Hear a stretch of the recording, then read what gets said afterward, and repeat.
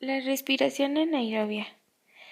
La primera fase en la degradación de la glucosa es la respiración anaerobia, en la que, como su nombre lo indica, no se requiere la intervención del oxígeno molecular y se efectúa en el citosol de todas las células, desde las bacterias hasta células de plantas y animales, también incluyendo las humanas. Es un proceso en el cual una molécula de glucosa de 6 carbonos se rompe en 2 moléculas de 3 carbonos de ácido pirúvico. Para iniciar la secuencia glucolítica es necesario la energía de 2 moléculas de ATP. La ganancia de energía recuperada es de 2 moléculas de ATP y 2 de NADH por cada una de glucosa. Cada molécula de NADH equivale energéticamente a 3 moléculas de ATP, por lo que la ganancia energética en la glucólisis es el equivalente a 8 moléculas de ATP. La serie de reacciones que constituyen la glucólisis se lleva a cabo en todas las células vivas, desde las procariotas más simples hasta las eucariotas de nuestro organismo. En condiciones anaeróbicas, el proceso de fermentación transforma el ácido pirúvico producido por la glucólisis en etanol u otros alcoholes, o en ácido láctico u otros ácidos. Las bacterias lácticas producen ácido láctico, que les confiere la acidez al yogur. Las levaduras producen el etanol de la cerveza y otras bebidas alcohólicas.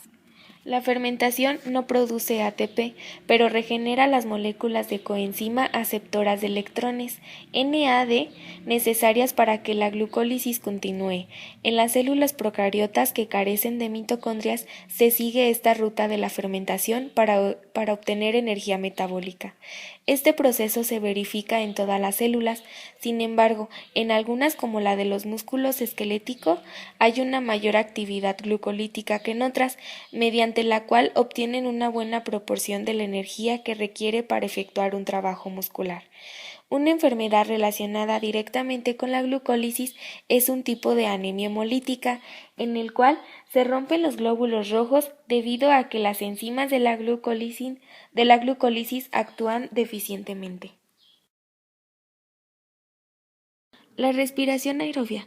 La respiración aerobia se desarrolla a través de 3 procesos íntimamente ligados: el ciclo de Krebs, la cadena respiratoria, transportadora de electrones, y fosforilación oxidativa. Se realiza en el interior de las mitocondrias y solo en las células eucariotas por obvias razones. El ácido pirúvico proveniente de la glucólisis es transformado en grupos acetilo, los cuales se unen a la molécula de la coenzima A, entrando al ciclo de Krebs, en el que se degradan a dióxido de carbono y agua, utilizando la energía liberada para la síntesis de ATP, y los electrones protones producidos se transfieren por medio de coenzimas a la cadena transportadora de electrones, a lo largo de la cual estos caen a niveles inferiores de energía. Imaginemos los electrones como si fueran canicas descendiendo por una escalera y cuya energía potencial fuera disminuyendo. A medida que esto ocurre, se fabrica mucho más ATP.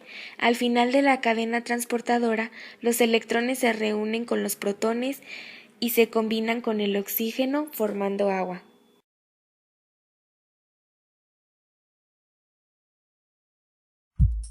¿Qué es el ciclo de Krebs? El ciclo de Krebs es una serie de reacciones químicas que forman parte de la respiración celular. Estas reacciones se llevan a cabo en las células aeróbicas, es decir, las que necesitan de la presencia del oxígeno para sobrevivir. ¿Dónde se lleva a cabo? Se lleva a cabo en los orgánulos de las células aeróbicas llamados mitocondrias. ¿Su función cuál es? A pequeña escala le da energía a la célula para realizar las funciones que necesita, por ejemplo, la mitosis.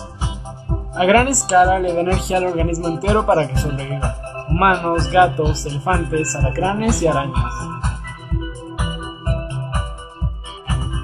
Ahora que ya saben lo básico, podrán entender este diagrama.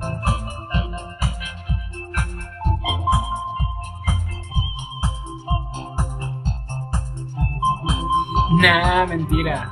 Para poder entender mejor todo esto, tenemos que saber que este ciclo forma parte de un conjunto de sucesiones químicas que ocurren en la célula, es decir, intercambios de energía y materia que tienen alguna función. Para que podamos comprender el ciclo de Krebs, tenemos que hablar también de glucólisis y de la cadena de transferencia de electrones. El término glucólisis significa romper el azúcar, y no es precisamente eso. El proceso se lleva a cabo en el citoplasma de la célula. Ahí empieza cuando la glucosa, que es una molécula de 6 carbonos, entra a través de la membrana celular. En realidad su estructura es más compleja, pero nosotros prestaremos atención solamente al número de carbonos. Esta es una imagen de la molécula de glucosa en su forma tridimensional. Sobre esta molécula empiezan a trabajar diferentes enzimas, que son proteínas que se encargan de convertir ciertas partículas en productos que la célula necesita.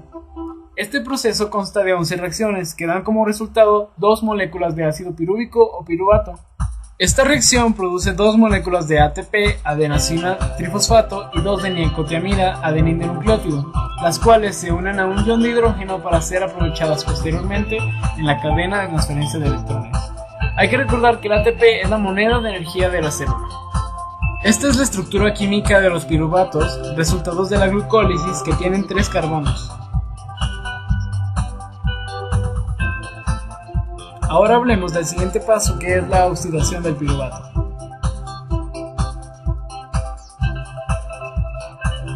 Los restos de glucosa están casi listos para entrar al ciclo de Krebs, pero primero necesitan deshacerse de un carbono. Lo hacen y este se une a un oxígeno diatómico para formar CO2, el cual expira a nuestro organismo. Eso convierte el ácido pirúvico en acetil-CoA.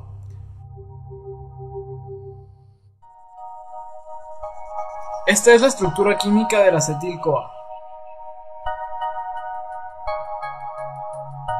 El acetil-CoA y el ácido oxaloacético se unen y forman una molécula de 6 carbonos que está lista para ser catabolizada en el ciclo siguiente.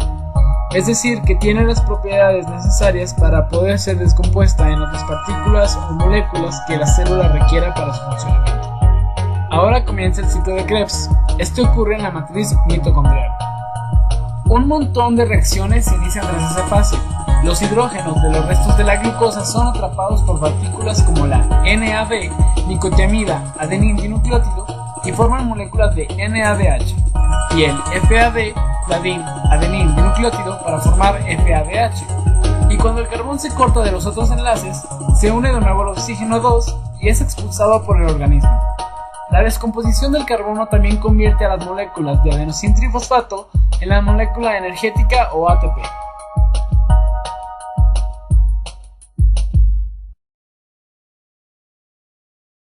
En la glucólisis se produjeron 2 moléculas de ATP y 2 de NADH, en total por los 2 piruvatos.